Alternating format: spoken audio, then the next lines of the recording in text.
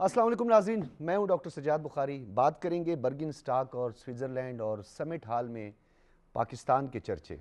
बैनुल अक़वामी सतह पे जहां पाकिस्तान ने माजी में एक साइलेंट डिप्लोमेसी के साथ अमेरिका और चीन के दरमियान जो एक अंडरस्टैंडिंग जो है वो पैदा की, और जिनीवा अकॉर्ड में पाकिस्तान का बड़ा एक अहम रोल रहा, दोहा अकॉर्ड में पाकिस्तान का बड़ा एक अहम रोल रहा। इस 48 साल कॉन्फ्लिक्ट को पाकिस्तान और पाकिस्तान के वज़ीर आज़म और हमारी विजनरी लीडरशिप की बदौलत एक तकनीकी मुज़ाकरात तक पहुंचाया स्विट्ज़रलैंड में। और इन तकनीकी मुज़ाकरात के बाद एक जॉइंट डिक्लेरेशन जो कि कतर और पाकिस्तान का एक जॉइंट डिक्लेरेशन था, उसने पूरी दुनिया को हैरान कर दिया। बड़ी अच्छी अच्छी खबरें आ रही हैं, वो भी हम आपके सामने रखेंगे।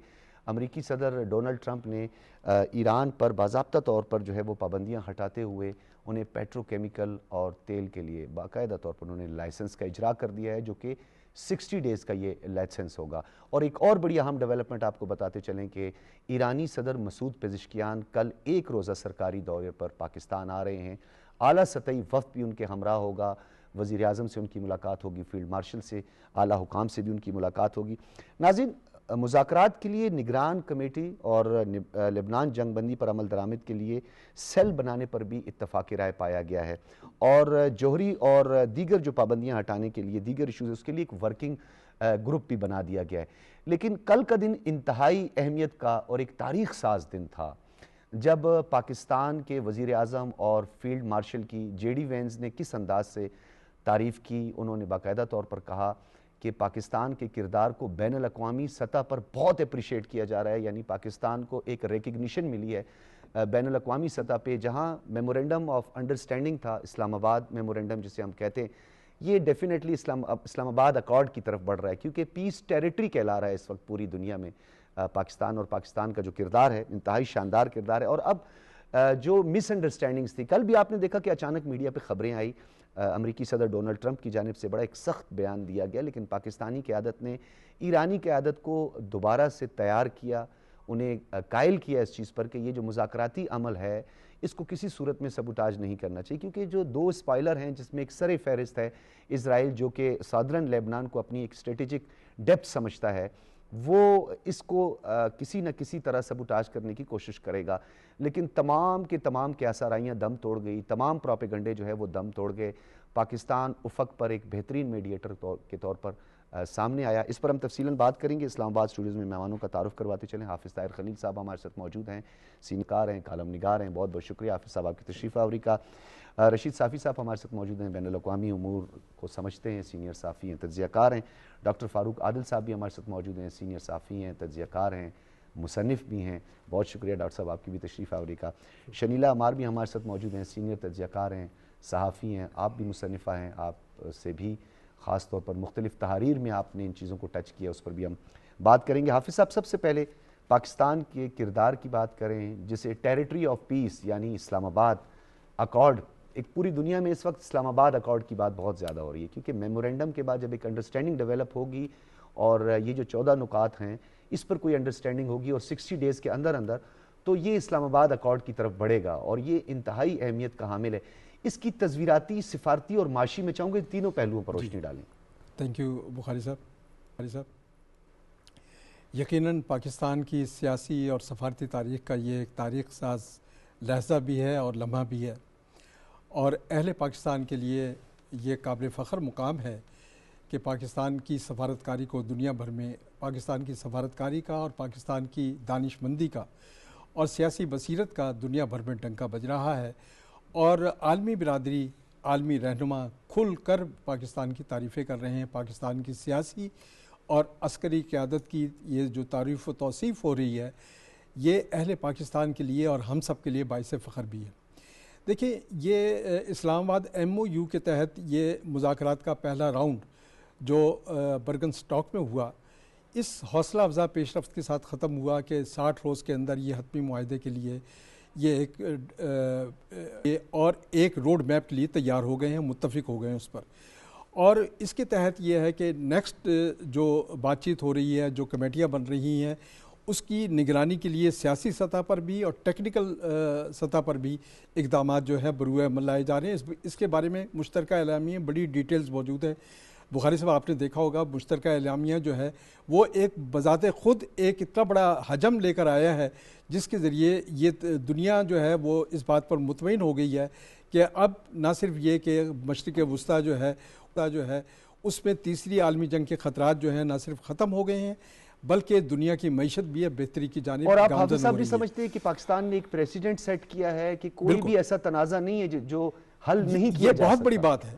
یہ وہ لمحہ ہے کہ پاکستان نے ایک جاری جنگ کو اور خطے میں ایک بہت بڑی کشیدگی کو نہ صرف روکا بلکہ تیسری عالمی جنگ کے خطرات جو ہے بہت تیزی کے ساتھ دنیا میں پھیل رہے تھے، ان بادلوں کو ختم کرنے میں، ان بادلوں کو ہٹانے میں اور ان کے چھٹ جانے میں پاکستان کا جو کردار ہے آج عالمی برادری کھلے طور پر اس کا اعتراف کر رہی ہے، جس میں آپ دیکھیں کہ جو جے ڈی وینس ہیں ڈپٹی نائب صدر امریکہ کے، انہوں نے تو بڑے کھل کے یہ بات کہی ہے کہ پاکستان از گریٹ۔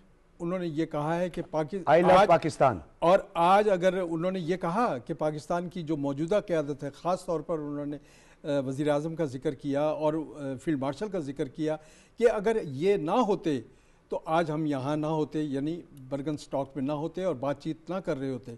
انہوں نے کہا کہ ان کی دانشمندی، ان کے تدبر اور ان کی بصیرت جو ہے، ان کی بدولت جو ہے دنیا ایک بہت بڑے نہ صرف خطرے سے ٹلی ہے بلکہ دنیا کی معیشت جو ہے بحرانی کیفیت سے باہر آ رہی ہے۔ بالکل یہ وہ صورتحال ہے جس نے نہ صرف یہ کہ دنیا کو امن و سکون دیا، آپ کی بات بالکل درست ہے کہ پاکستان نے یہ ثابت کر دکھایا ہے کہ تنازعات کو طاقت کی بجائے اگر ہم مکالمے، تدبر، دانشمندی کے ساتھ حل کرنے کی طرف بڑھیں تو یقیناً دنیا جو ہے وہ امن کا گہوارہ بن سکتی ہے اور دنیا میں امن قائم ہو سکتے ہیں اور دنیا میں جاری جو اقتصادی بحران ہیں ان کو بھی ہم روک سکتے ہیں۔ یعنی کوئی کام دنیا میں مشکل نہیں ہے اگر اس کے لیے آپ کی ول ہو۔ رشید صافی یہ بتائیے گا کہ ایک تو پرو ایکٹیو ڈپلومیسی ہوتی ہے جس کی پوری دنیا میں چرچا ہے اور ڈیفینیٹلی اسٹیٹس جو ہیں وہ اپنی سفارتکاری کو مختلف انداز سے وہ پریزنٹ بھی کرتی ہیں، لیکن ایک ڈپلومیسی ہوتی ہے جس کو ہم سمارٹ ڈپلومیسی کہتے ہیں، یعنی آپ کے لیے پیرلل اتنے محاذ کھلے ہوئے ہوتے ہیں، اس کے باوجود بھی آپ انٹیکٹ رہتے ہیں، آپ کا فوکسڈ ہوتا ہے کہ آپ نے اس ٹارگٹ کو اچیو کرنا ہے، حالات جیسے بھی ہوں سپائلر بھلے جتنا اپنا کردار ادا کر لیں۔ میں یہ چاہوں گا اس پہ بھی ذرا یہ جو 60 ڈیز کا روڈ میپ ہے اور ورکنگ گروپ ہے اس کو ذرا آسان الفاظ میں ہمارے دیکھنے والوں کو بتائیں۔ شکریہ ڈاکٹر صاحب۔ دیکھیں یہ 60 ڈیز کا جو روڈ میپ ہے یا جو ایک فریم ورک ہے یہ آسان کام نہیں ہے، کیونکہ لمحہ بلمحہ بدلتی ہوئی صورتحال ان مذاکرات کے عمل میں ہم نے دیکھے کہ پاکستان نے کن مشکلات کا سامنا کیا، قطر نے کن کاوشوں کا مظاہرہ کیا۔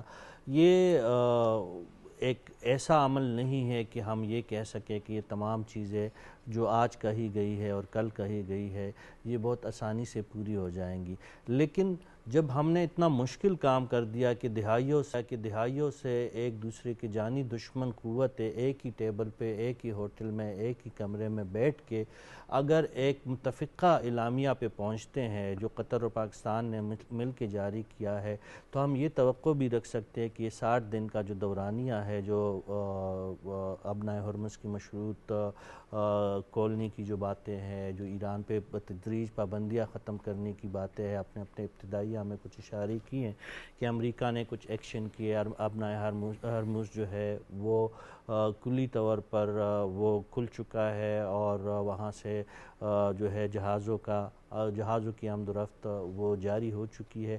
تو یہ تمام چیزیں اگر ممکن ہوئی تو اب بات صرف رہتی ہے یورینیم کی انریچمنٹ پہ اور یورینیم کی ذخیرہ کاری پہ اور ایٹمی پروگرام پہ، اس پہ بھی بہت ساری چیزیں ہو سکتی۔ ایران کے صدر نے کہا ہے کہ ہم ماضی میں آیت اللہ خامنہ ای بھی اس حوالے سے اپنا موقف پیش کر چکے ہیں۔ انہوں نے تو باقاعدہ فتویٰ دیا تھا اور انہوں نے تو شرعی طور پر یہ کہا تھا کہ ہم ماس ڈسٹرکشن کے ہتھیار نہیں بنائیں گے، لیکن مسعود پزشکیان صاحب جو ہے وہ تو لکھ کے دے چکے ہیں کہ ہم یورینیم کو اس مقصد کے لیے افزودہ نہیں کریں گے کہ جس سے انسانیت کو خطرہ ہو، بلکہ اپنی ضرورت کو پوری کرنے کے لیے ہم ایسا ضرور کریں گے۔ تو یہ تو صاحب باتیں ہیں۔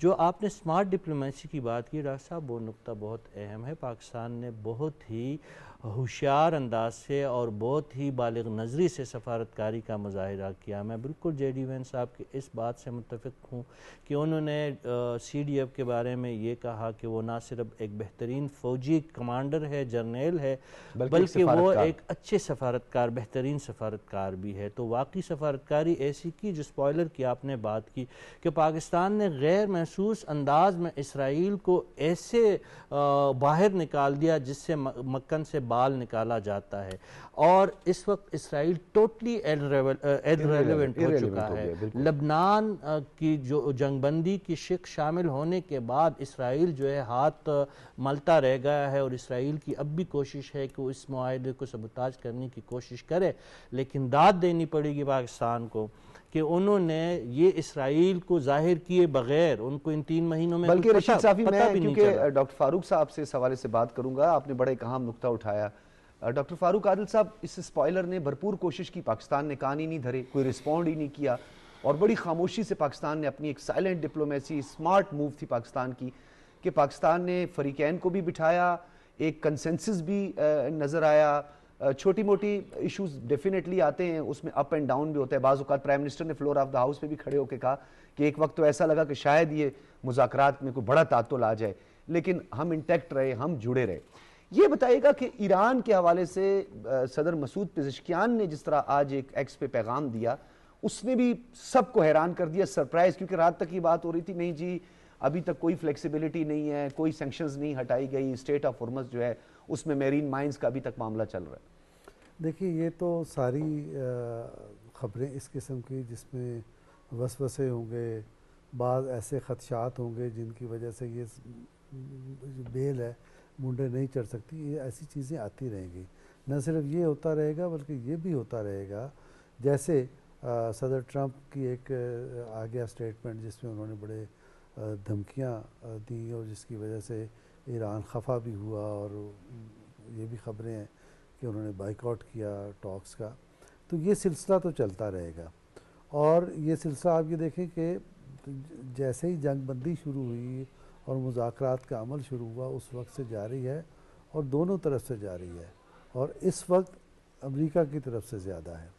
تو یہ اس کو مجبوری سمجھنا چاہیے صدر ٹرمپ کی اور امریکہ کی کہ وہ یہ کر رہے ہیں. اگر وہ یہ نہ کریں تو اس کے بعد خود ان کی اپنی ریاست میں، اپنے ملک میں یہ کہا جا رہا ہے کہ انہوں نے تو سرنڈر کر دیا ہے. تو انہوں نے اس الزام سے بچنے کے لیے کوئی انہیں سیاسی پوائنٹ سکورنگ تو چاہیے، لیکن اس طرح کی صورتحال میں عام طور پر معاملات بگڑ جایا کرتے ہیں. تو یہ خوبی ان مذاکرات کی یہ ہے، چاہے اسلام آباد پروسیس اس کو کہہ لیں، اور چاہے اس کو پیس جو بھی آپ نے نام دیا، ٹیریٹری آف پیس پاکستان، ہاں وہ آپ نے جو قرار دیا، تو یہ اس کی کامیابی یہ ہے کہ اس میں سینس پریویل کر رہی ہے، دانش مندی پریویل کر رہی ہے، اور اس کا سب سے بڑا محرک پاکستان ہے. اور پاکستان نے نہایت کامیابی کے ساتھ ایک تو یہ کہ ان دو دشمنوں کو ایک میز پہ لا بٹھایا اور ان کو بتایا کہ آپ کا امن کے معاہدے پر پہنچنا اس لیے ضروری ہے کہ پوری انسانیت اس سے سفر کر رہی ہے. یہ اس کا ایک پہلو ہے.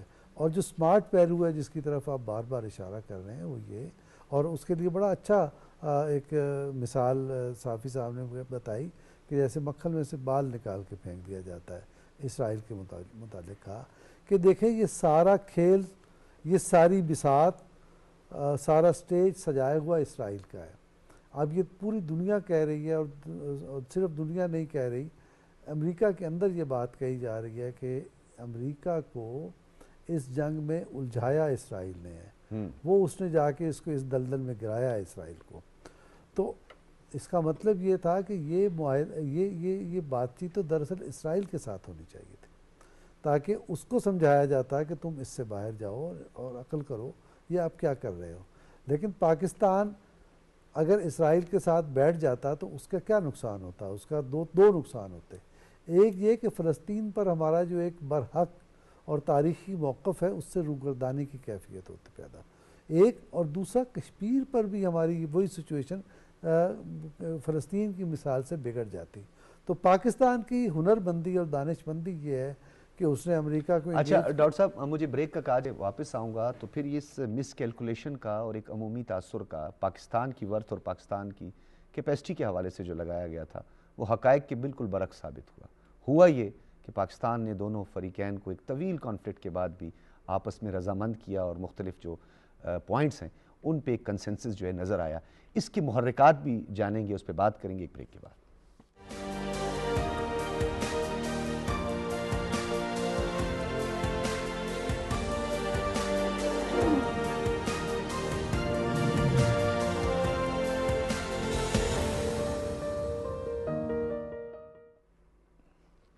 ویلکم بیک ناظرین. ہم بات کر رہے تھے پاکستان کی ثالثی کے کردار کی اور ایک مس کیلکولیشن بریک سے قبل ہم بات کر رہے تھے. تو میں چاہوں گا شریلہ عمار آپ کی طرف آؤں گا. یہ ایک مس کیلکولیشن تھی اور ایک پروپیگنڈا بھی تھا. یہ جو ٹرائکا ہے IIA، انڈیا، اسرائیل اور افغانستان، انہوں نے بھرپور انداز سے کوشش کی کہ جی پاکستان ایک طرف تو اکنامک کرائسس کا شکار ہے، پولیٹیکل انسٹیبلٹی بھی پاکستان کی ہے، جی پاکستان کی کوئی ورتھ نہیں ہے، کیسے پاکستان یہ ساری چیزیں مینیج کرے گا. پھر کچھ عالمی مبصرین یہ بھی سمجھتے ہیں کہ یہ جو آپریشن غضب للحق ہے یا جو طالبان رجیم ہے اس کو اکسانے میں بھی یہ جب ایران پر حملہ کیا گیا تو اسرائیل کا ایک ہاتھ جو تھا اس میں تھا یا وہ اس میں ملوث تھا. تو یہ جو مس کیلکولیشن کی گئی اور پاکستان کی ورتھ کو جو ہے بڑا کمزور سمجھا گیا، یہ کتنی غلط ثابت ہوئی؟ بہت شکریہ ڈاکٹر صاحب. یہ تو دیکھیں اب ہسٹری ہے کہ ان کی ساری مس کیلکولیشن جو اسٹرائکا کی تھی وہ غلط ہوئی. پہلے تو وہ جو مئی میں پچھلے سال پاکستان کے اوپر جو حملہ کیا اور انڈیا نے ایک مس کیلکولیشن کی، ان کو وہ اپنے آپ کو سمجھتے تھے کہ ہم دنیا کی چوتھی بڑی دفاعی جو ہے قوت بن چکے ہوئے ہیں اور پتہ نہیں ہم کیا کارنامہ سر انجام دیں گے. لیکن پھر جو ان کو منہ کی کھانی پڑی اور اس کے بعد وہ بھاگے پریزیڈنٹ ٹرمپ کے پاس گئے کہ سیز فائر کروائیں ورنہ پاکستان تو ہمیں نہیں چھوڑے گا. ان کی مس کیلکولیشن ہوگی. اس کے بعد وہ دنیا کے پاس پہنچ گئے، وہ جو اپنا ڈرامہ رچایا ہوا تھا پلوامہ کا اس کو لے کے دنیا کے پاس گئے اور کہا کہ جی یہ سارا کچھ یہاں پہ ہوا. فیٹف میں بھی یہی ہوا، SCO میں بھی یہی ہوا. ہر جگہ کے ان کو پر منہ کی کھانی پڑی کیونکہ ان سے جب پوچھا جاتا تھا کہ ثبوت لے کے آئیں پاکستان کے ملوث ہونے کے تو ان کے پاس ثبوت کوئی نہیں ہوتے تھے. ہاں جو دنیا کے اندر انہوں نے دہشت گردی کی تھی، جو کینیڈا کے اندر سکھ رہنما کو قتل کیا تھا، جو امریکہ کے اندر کیا، جو برٹن کے اندر کیا، اس کے ثبوت دنیا کے پاس تھے کہ یہ کیسے دہشت گردی کو ایکسپورٹ کریں. جو افغانستان ہے وہ ان دونوں کے ہتھے چڑھ کے پاکستان کے خلاف دہشت گردی جو تنظیمیں تھیں ان کو سپورٹ کرنا شروع ہو گیا، رینٹا ٹیررسٹ بن گیا. لیکن اس کو بھی منہ کی کھانی پڑی. جب پاکستان نے ٹارگیٹڈ آپریشن کیا تو وہ بھی بھاگے پھر دوسرے ملکوں کے پاس گئے کہ جب پاکستان کو کہیں ہاتھ ہولا رکھیں، ہم خود کاروائی کرتے ہیں. جو ان کا پرانا ایک طریقہ کار ہوتا ہے جس میں وہ کوشش کرتے ہیں کہ مذاکرات میں الجھا کے ہم ٹائم گین کر لیں، لیکن پاکستان نے اس دفعہ ان کو کوئی رعایت دینے کے لیے تیار نہیں. جو اسرائیل تھی اس کی بھی مس کیلکولیشن تھی. اس نے ایک سوچا کہ میں نے امریکہ کو جو اس وار میں دھکیل دیا ہے، امریکہ ایران پہ حملہ کرے گا، ایران جو ہے امریکی بیس کے اوپر جب عرب ممالک کے اوپر حملہ کریں گے تو عرب ممالک جو ریٹیلیٹ کریں گے تو جو اسلامی ممالک آپس میں گتھم گتھا ہو جائیں گے، تہذیبیں آپس میں لڑ پڑیں گی. پاکستان اس سازش کو بھانپ گیا تھا. پاکستان نے اس کو بھی ان کی ناکام کر دیا. دیکھیں ہمیں اس وقت خراج تحسین پیش کرنا چاہیے عرب ممالک کو بھی. بڑی میچورٹی کا انہوں نے ثبوت دیا کہ انہوں نے ریسٹرین کیا، صبر تحمل دکھایا. انہوں نے کوئی اس میں ریٹیلیٹ نہیں کیا بلکہ انہوں نے. لیکن میں شنیلہ صاحبہ اس میں بھی پاکستان کی ڈپلومیسی تھی. یہی میں بات کرنے لگوں کہ پاکستان نے جب کو انکریج کیا، پاکستان کا ساتھ دیا، جو پاکستان نے انیشیٹو لیا پیس پروسیس کے لیے اس کے پیچھے وہ کھڑے رہے. یہ اسرائیل کی جو تھی بڑی ناکامی رہی. پھر اسرائیل میڈیا جو تھا وہ بار جو تھا وہ ایسی خبریں لگاتا تھا جس کے ذریعے وہ ایران کو بھڑکانے کی کوشش کرتا تھا اور تاکہ مذاکرات جو ہیں وہ رک جائیں اور پاکستان جو ہے مایوس ہو جائے. لیکن پاکستان نے کسی ٹائم پہ بھی اپنی مایوسی جو ہے وہ نہیں ہوا اور اپنی کوششیں نہیں چھوڑی. دیکھیں اگر ہم ہسٹری کی طرف جائیں تو آپ دیکھیں کہ فرسٹ ورلڈ وار ہوتی ہے، لاکھوں لوگ جو ہیں اس میں مارے جاتے ہیں تو پھر وہ کہتے ہیں جی لیگ آف نیشن ہم بنا رہے ہیں تاکہ آئندہ وار میں نہ جائیں. پھر وار میں چلے گئے، پھر سیکنڈ ورلڈ وار اقوام متحدہ بنائی گئی کہ ہم نے دنیا کو جنگوں سے روکنا. تو پاکستان اکیلے نے جو بیڑا اٹھایا مذاکرات کے ذریعے دنیا کو تھرڈ ورلڈ وار سے روکا، یہ ایک ایسا کارنامہ ہے، ایسی ڈپلومیسی ہے جو آنے والے دنوں میں بچوں کو نصاب کے اندر پڑھائی جائے گی کہ ڈپلومیسی ہوتی کیا ہے، کس طرح سے کی جاتی ہے. تاریخ رقم کر دیا پاکستان نے بالکل. तो तीनों जो एक ट्राइका था जिनके बारे में ये कहा जा रहा है और ये इंटरनेशनल मीडिया ही कहता है कि इंसानियत के कातलों का एक कट है, जो मोदी का और नेतन्याहू का आपस में मिलाप था। जब मोदी गए थे इजराइल और जाके मदरलैंड और फादरलैंड वाली जो आपस में तशबीहात दे रहे थे, तो उस वक्त उनको ये कहा जा रहा था। तो उन सारी की मिसकैलकुलेशन गलत हुई, उनको मुंह की खानी पड़ी कि पाकिस्तान जो अमन का प्याम्बर है, पाकिस्तान जो हर दफा ये बात करता है कि मुज़ाकरात के जरिए मसले हल हो सकते हैं, जंगों में नहीं जाना चाहिए। हाँ, लेकिन जब पाकिस्तान के ऊपर जंग मुसल्लत की जाती है, जब पाकिस्तान के ऊपर दहशतगर्दी मुसल्लत की जाती है, फिर पाकिस्तान को जवाब देना होता है और अपना दिफा करना होता है। और वो हमारी सिक्योरिटी फोर्सेस हर दफा दिखाती भी हैं कि वो कैसे बॉर्डर पे खड़ी हुई है पाकिस्तान का दिफा करने के लिए। आपने जो बात की है हाफिज ताहिर खलील साहब, आपका भी एक बड़ा वसी एक्सपीरियंस है। जिस तरह शनीला ने मुख्तलिफ वाक़यात का जिक्र किया, ओस्लो अकॉर्ड हुआ, दोहा अकॉर्ड हुआ, 2015 में ईरान का और बाराक ओबामा के दरमियान जो है वो फिर यूरेनियम की इनरिचमेंट को 3.35 एक मुताद अंदाजे के मुताबिक इनरिच करने का एक एग्रीमेंट भी हुआ। मुतादिद माजी के वाक़यात, वियतनाम की जंग बहुत तवील जंग थी, नेगोशिएशन में बहुत ज़्यादा टाइम लगा, ये सब कुछ होता रहा। फिर ऐसे हालात में कि जब अमेरिका और ईरान आमने सामने, एक तरफ इतनी पुरानी तहजीब, एक तरफ सुपर पावर, ऐसी जंगी कैफियत में कोई माजी का कोई ऐसा प्रेसिडेंट है, कोई ऐसी मिसाल है कि किसी ऐसे मुल्क ने जो कि डेफिनेटली क्राइसिस का शिकार है, मुख्तलिफ मल्टीपल इशूज़ हैं जिसकी वजह से पाकिस्तान जो है वो इकनॉमिक क्राइसिस का भी रहा, बेल आउट के लिए भी हमें जाना पड़ा, क्या ऐसे मुल्क कोई और मुल्क की मिसाल है जिसने कोई ऐसी तारीख रकम की हो? देखें, ये पाकिस्तान की जो हिस्ट्री है उसमें अगर थोड़ा सा बैकग्राउंड में जाएं तो ये तीसरी डिफाइनिंग मोमेंट है जिसमें पाकिस्तान आज गुजर रहा है। पहला वाक़या हुआ था 74 में जब पाकिस्तान दो लख्त हुआ। उसके बाद जो 74 की OIC समिट थी उसने पाकिस्तान को खड़ा किया। उसके बाद जो पाकिस्तान के लिए बड़ा लम्हा आया वो 1998 में जौहरी तवानाई, जब पाकिस्तान में, अगर पाकिस्तान उस वक्त जौहरी तवानाई न बनता तो आज इंडिया के साथ क्या सूरत हाल थी, या जो अभी रिसेंटली जंग हुई है पाकिस्तान और इंडिया की, उसमें पाकिस्तान जिस तरह फातेह बनकर उभरा है, ये किरदार शायद हमें न मिलता। और उस किरदार की वजह से आज दुनिया इस बात का एतराफ़ कर रही है कि ये पाकिस्तान का जौहरी प्रोग्राम दुनिया के लिए अमन, सलामती और इस्तेहकाम का ज़ामिन बना है और इस खित्ते में सलामती का ज़ामिन। तीसरा, ये जो पाकिस्तान के पास सिफारती किरदार आया है इस वक्त, ये सिफारती किरदार पाकिस्तान की 74 साल तारीख़ में कभी सामने नहीं आया था। ये पहला ये वाक़या है, पहला लम्हा है कि आज सारी दुनिया पाकिस्तान के सिफारती किरदार की मोतरिफ़ है और पाकिस्तान के सिफारती किरदार की तारीफ़ कर रही है। यूनाइटेड नेशन के सेक्रेटरी जनरल हों, अरब ममालिक हों, यूरोपीय यूनियन हो या एशियाई ममालिक हों, चीन हमारे पड़ोस में बैठा हुआ है, चीन की तरफ से भरपूर तायीद है।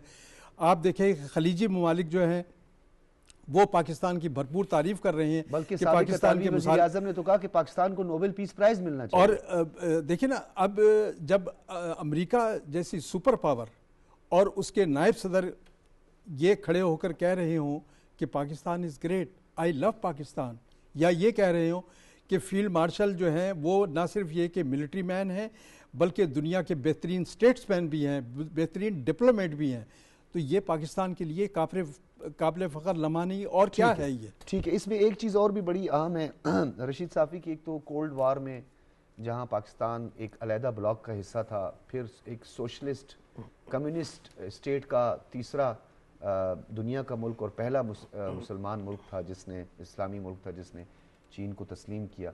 फिर 72 में रिचर्ड निक्सन का एक दौरा था, अमेरिका का दौरा, उसमें भी पाकिस्तान की बड़ी एक साइलेंट डिप्लोमेसी थी। दोहा अकॉर्ड में भी पाकिस्तान, जिनीवा अकॉर्ड में भी पाकिस्तान का काफ़ी हद तक जो है वो रोल खुलकर सामने आया। लेकिन इतना ब्रॉडर डिप्लोमेटिक जो मूव थी या अटेम्प्ट था, इसकी कोई मिसाल दुनिया में है कहीं?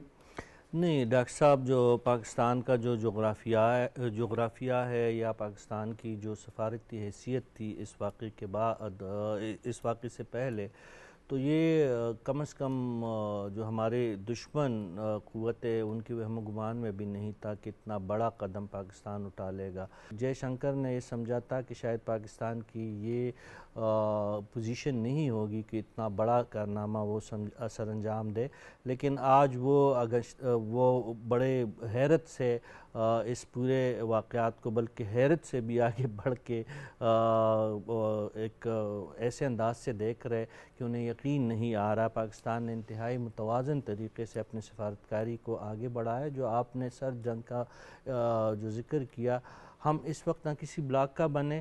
ہم نے دیکھیں وہ خود وہ نیگوشیٹر یہ بات بتا رہے کہ پاکستان کے آرمی چیف نے اسپیشلی CDF نے جو کہ ایران نے اگر کوئی غلط بات کی تو ایران کے منہ پہ کہا کہ آپ کی یہ بات جائز نہیں ہے. بالکل حملے کیے مڈل ایسٹ پہ, پاکستان نے اس پہ بھی سخت بالکل انہوں نے کہا دیکھیں کہ آپ نے UAE پہ حملے کیے, آپ نے بحرین پہ کیا, آپ نے کویت پہ کیا, آپ نے سعودی عرب پہ کیا, آپ نے عمان پہ کیا, غلط کیا, یا آپ کا یہ مطالبہ جو ہے اس سٹیج پہ نامناسب ہے.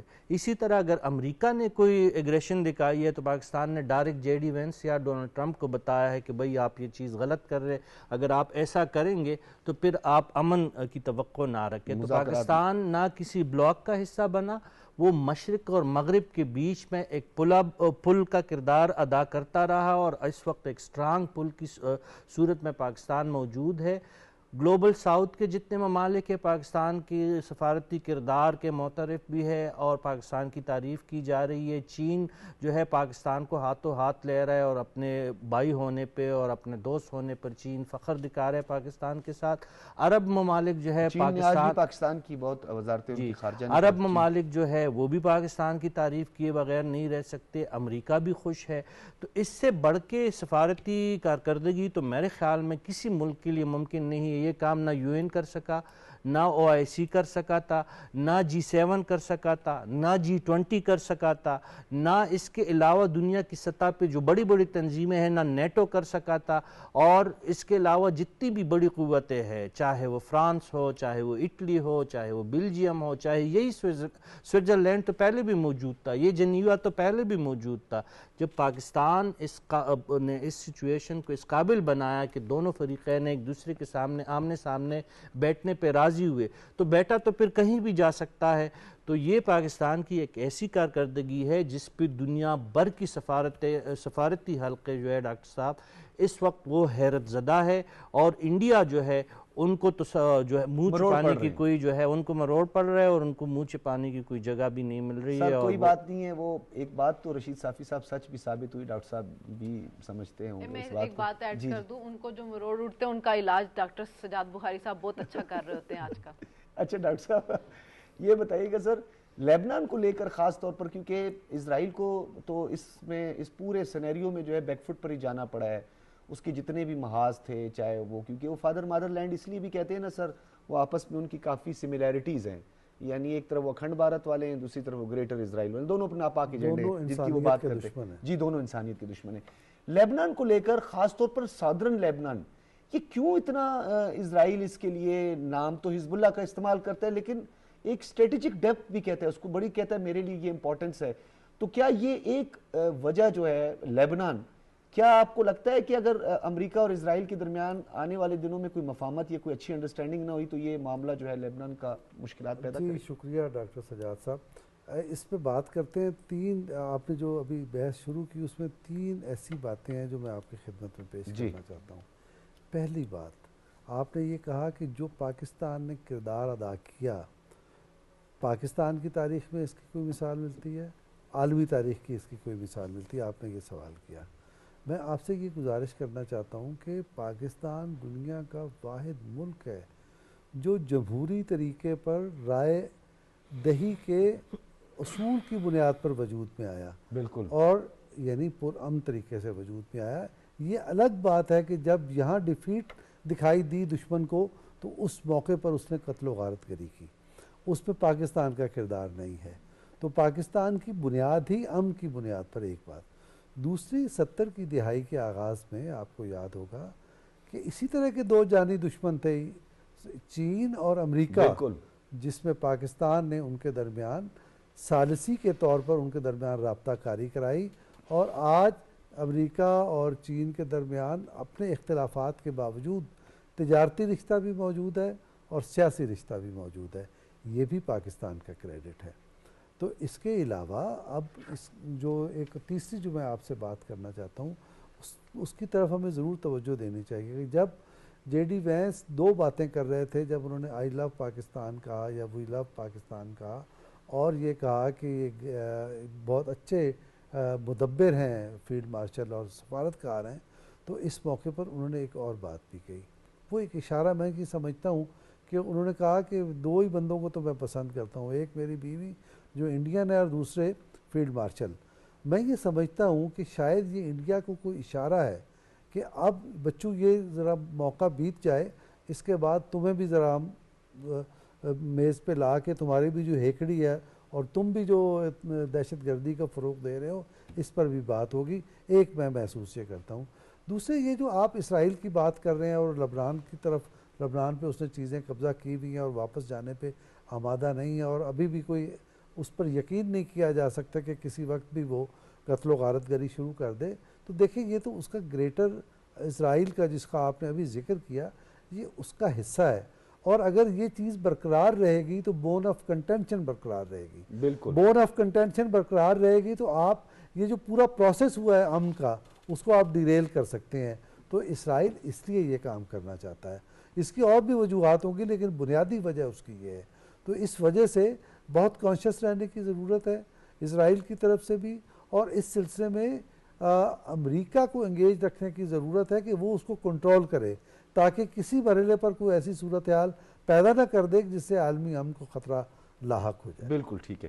اچھا شنیلا، جس طرح ڈاکٹر صاحب نے بھی لیبنان کے حوالے سے بتایا کہ یہ کتنا کمپلیکیٹڈ ہے معاملہ اور ہو بھی سکتا ہے، اوورآل اگر ہم اس کا ایک امپیکٹ دیکھیں اس میڈیشن کا یا اس ایگریمنٹ کا یا اس جوائنٹ ڈکلیریشن کا، کہ پیٹرول کی قیمتیں یعنی تیل کی قیمتیں جو ہیں وہ نیچے آ گئیں، جو فلیکچویشن تھی ڈالر کی، ڈالر میں بھی استحکام آیا، سٹاک مارکیٹ جو ہے پاکستان کی سٹاک مارکیٹ پر بڑے اچھے مثبت اثرات مرتب ہوئے.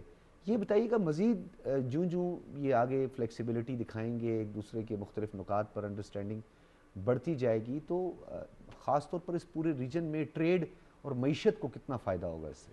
دیکھیں ڈاکٹر صاحب، جس وقت یہ جنگ سٹارٹ ہوئی تھی نا، اس کا سب سے زیادہ جو ایفیکٹ تھا وہ اکانومی کے اوپر ہوا تھا. اس سے پہلے اگر افغانستان میں جنگ ہو رہی تھی یا ویتنام کے اندر جنگ ہوئی تھی تو اس کا براہ راست دنیا کی اکانومی پہ اس طرح سے فرق نہیں پڑ رہا تھا. اس سالوں جنگیں جو تھی وہ چلتی رہی تھی. روس اور یوکرین کی جو وار تھی اس کا بھی اکانومی کے اوپر امپیکٹ ہوا تھا کہ یوکرین سے سارا یورپ جو تھا وہ گیس لیتا تھا LNG، پھر ان کو قطر کی طرف جانا پڑا اور قطر نے پھر گیس کی پرائسز بہت زیادہ بڑھ گئی تھی، جس کا افیکٹ پاکستان کے اوپر بھی آیا کہ یہاں پہ گیس کی قیمتیں 3-4 گنا جو ہے بڑھ چکی ہوئی ہیں. اسی طرح جب یہ جنگ سٹارٹ ہو رہی، ابنائے ہرمز جو ہے وہ بند ہو جاتا ہے تو آپ کی 30% جو تجارت ہے دنیا کی وہ ڈسٹرب ہو کے رہ گئی تھی، اور پیٹرول کی پرائسز کہاں سے کہاں پہ چلی گئی تھی، اور اس کے مہنگائی کے اثرات صرف پاکستان میں نہیں پوری دنیا میں نظر آنا شروع ہو گئے تھے. کہ آپ دیکھیں پاکستان میں تو چلے یہ تھا کہ سپلائی لائن متاثر نہیں ہوئی تھی، پرائزز بہت زیادہ بڑھ گئی تھے، لیکن آپ بنگلہ دیش میں دیکھ لیں، انڈیا میں دیکھ لیں، سری لنکا میں دیکھ لیں، لمبی لمبی لائنیں لگی ہوئی تھی، راشننگ کی طرف بھی وہ لوگ چلے گئے ہوئے تھے. اسی طرح یورپ کی سائڈ جو تھی وہ بار بار جب پریزیڈنٹ ٹرمپ ان کو کہتا تھا آپ آئیں ہمارے ساتھ ملیں، ابنائے ہرمز کو کھلائیں، وہ کیوں نہیں آ رہے تھے؟ کیونکہ وہ اس جنگ کو بڑھانا نہیں چاہ رہے تھے. یہ جنگ اگر بڑھ جاتی اور اس کو روکا نہ جاتا تو جو IMF تھا، ورلڈ بینک تھا، وہ یہ پریڈکٹ کر رہے تھے کہ اس سال کے اینڈ تک جو پیٹرول کی پرائسز تھی وہ $200 پر بیرل سے بھی زیادہ کراس کر جاتی، اور 30% سے زیادہ جو دنیا کی آبادی تھی وہ خطے غربت سے نیچے چلی جاتی. کئی ممالک جو تھے وہ قحط ساز کا شکار ہو جاتے. تو یہ وہ تمام عوامل تھے جس کی وجہ سے کہ جنگ جو تھی وہ رکوانی ضروری تھی. اب دیکھیں جیسے ہی اب اعلان ہوا ہے کہ ایران کو 60 دنوں کے لیے لائسنس مل گیا ہے، یعنی کہ اس سے پابندی ہٹ گئی، پیٹرو کیمیکل جو اپنی ہے اس کو برآمد کر سکتا ہے، تو پیٹرول کی پرائسز جو ہے وہ ہٹا دی گئی ہے، سینکشن ہٹا دی گئی ہے. یہ بہت بڑی ڈیولپمنٹ ہے. پاکستان کو بھی اس کا فائدہ ہوگا. ہماری گیس پائپ لائن کا جو معاملہ کھٹائی میں پڑا ہوا ہے، اب ہم نے وہ ہماری کوریڈورز کھلیں گی، اکنامک کوریڈورز ہماری کھلیں گی، ہم وہاں سے جو ہے بجلی اچھا برآمد شنیلا، کیونکہ میں چاہ رہا ہوں اب اس کو ذرا کنکلوڈ کرتے ہیں، تو ون لائنر میں چاہوں گا حافظ صاحب، صدر مسعود پزشکیان جو ہیں وہ کل ایک روزہ سرکاری دورے پر آ رہے ہیں، اس کی تذویراتی کیا اہمیت ہوگی؟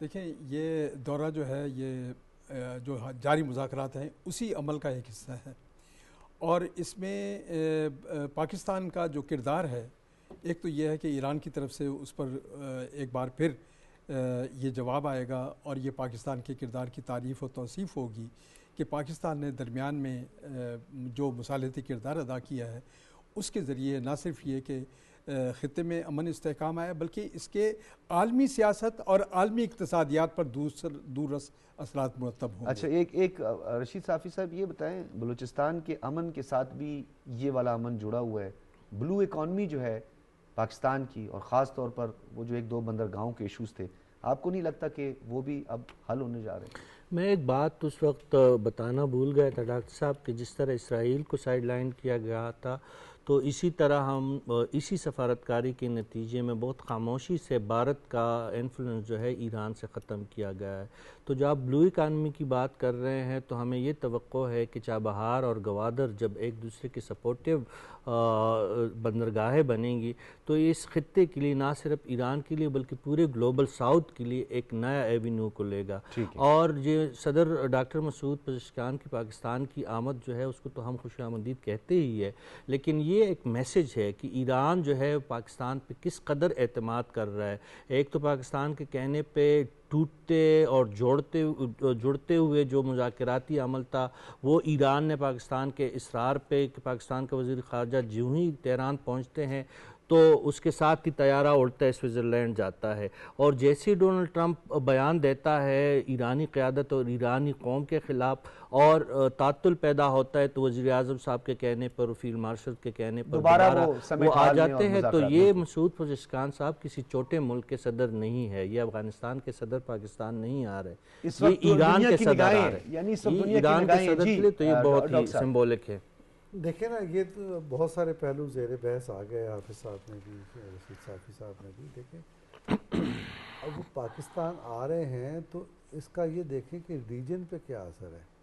ریجن پہ یہ اثر ہے کہ جس کے ساتھ بھارت نے راز و نیاز کیے تھے اور ایک بندرگاہ کی تعمیر کا ذمہ دار بن گیا تھا، آج وہ کہاں کھڑا ہے؟ وہ پاکستان تشریف لا رہے ہیں اور انڈیا کو نظر انداز کر دیا، تو خطے میں ایک نیا الائنس یا ایک نئی صف بندی ظہور میں آ رہی ہے، اور اس میں کون پیچھے جا رہا ہے کون آگے جا رہا ہے، یہ اصل بات ہے۔ اور دوسری بات یہ کہ آپ کو یاد ہے کہ جنگ کے بعد ایرانی پارلیمنٹ میں پاکستان زندہ باد کے نعرے لگے تھے اور مرحبا، اور سڑکوں پہ لوگ نکل آئے پاکستان کے جھنڈے اٹھا کے، پاکستان کے جھنڈے لے کے وہ آ گئے، اور اسی طرح جنگ کے فوراً بعد وہ شکریہ ادا کرنے کے لیے صدر پزشکیان ہی پاکستان تشریف لائے تھے۔ اور اب جب یہ مرحلہ سر ہوا ہے، یعنی ایم او یو ہو گیا ہے، اس کے بعد ٹیکنیکل مذاکرات شروع ہو گئے ہیں، تو اس مرحلے پر وہ ایک بار پھر تشریف لا رہے ہیں، تو اس سے ان کا پاکستان پہ اتحاد بھی ظاہر ہوتا ہے، اور یہ بھی ظاہر ہوتا ہے کہ آگے چل کر یہ دونوں ملک کس طرح سے اکٹھے کام کریں گے اپنے عوام کی ترقی اور خوشحالی کے لیے بھی اور امن عالم کے لیے بھی۔ جی شنیلا، صدر مسعود پزشکیان کا دورہ کیا میسج جائے گا اس پورے ریجن میں؟ دیکھیں دو تین چیزیں جو ہے پاکستان کے لیے بڑی اہم ہے۔ آج جو ایران کے وزیر دفاع تھا، انہوں نے پاکستان کے وزیر دفاع کو فون کیا، شکریہ ادا کیا، لیکن اس کے ساتھ یہ بھی کہا کہ ہم مشترکہ سیکیورٹی نظام بنانا چاہیے، انٹیلیجنس شیئرنگ ہونی چاہیے۔ تو ہمارے لیے بڑا ضروری ہے کہ اگر بلوچستان کے اندر ایسا کوئی سیٹ اپ بنتا ہے تاکہ وہاں پر جو انریسٹ ہے ہم ایران کی مدد سے اس پہ قابو پا سکتے۔ دوسرا، اقتصادی طور پہ بھی جو پابندیاں تجارتی ہٹی ہیں ایران سے، اس کا پاکستان فائدہ اٹھا سکتا ہے۔ ہماری گیس پائپ لائن کا پروجیکٹ جو کمپلیٹ ہوگا، ہم وہاں سے سستی بجلی جو ہے اس کو درآمد کر سکتے ہیں، تجارتی راہداریاں بنیں گی، اور ایران کے ذریعے ہم یورپی منڈیوں تک جو ہے وہ اس کی رسائی حاصل کر سکتے ہیں۔ اور دوسرا یہ کہ جو پاکستان نے اتنی بڑی ڈپلومیٹکلی کامیابی حاصل کی ہے، وہ جو پاکستان کا شکریہ ادا کریں گے، پاکستان کو کریڈٹ دیں گے، اس کا خطے کے اوپر بہت زیادہ اثر پڑے گا۔ جی بہت شکریہ شنیلا ہمارا، آپ کا، ڈاکٹر فاروق عادل صاحب، رشید صافی اور حافظ، چاروں حضرات کا بہت بہت شکریہ۔ ناظرین، پاکستان سفارتی کامیابیاں سمیٹ رہا ہے اور پوری دنیا کے امن کے لیے پاکستان کوشش کرے۔ یہ آج کی بات نہیں ناظرین، پاکستان نے پوری دنیا میں قیام امن کے لیے اور عالمی امن کے لیے 80,000 جانوں کا نذرانہ پیش کیا، بلینز آف ڈالرز پاکستان کو معاشی نقصان اٹھانا پڑا۔ اب پاکستان ایک بہترین ثالث بھی ہے، تو دشمنوں کو یہ ایک پیغام ہے، اور خاص طور پر ہماری کچھ اندرونی عناصر، کہ اپنی سیاسی جو مقاصد ہیں، یہ سیاسی وابستگی ہے، اسے پس پشت ڈال کے، اسے بالائے طاق رکھتے ہوئے پاکستان کی کامیابی کو پاکستان کی کامیابی کی طرح ٹریٹ کریں، نہ کہ اس کے پیچھے آپ کے جو چھوٹے چھوٹے گروہی اور سیاسی مفادات ہیں اس کو آپ دیکھیں۔ پاکستان دشمن تو پاکستان کے خلاف بات کرے گا، لیکن جب اپنے سوشل میڈیا پر پاکستان کے خلاف پروپیگنڈا یا زہر اگلتے ہیں، وہ ایکسپوز ہوں گے بہت بری طرح۔ اس سے پہلے کہ وہ بری طرح ایکسپوز ہوں، وہ اپنے گریبان میں جھانک لیں۔ اجازت دیجیے، اللہ حافظ۔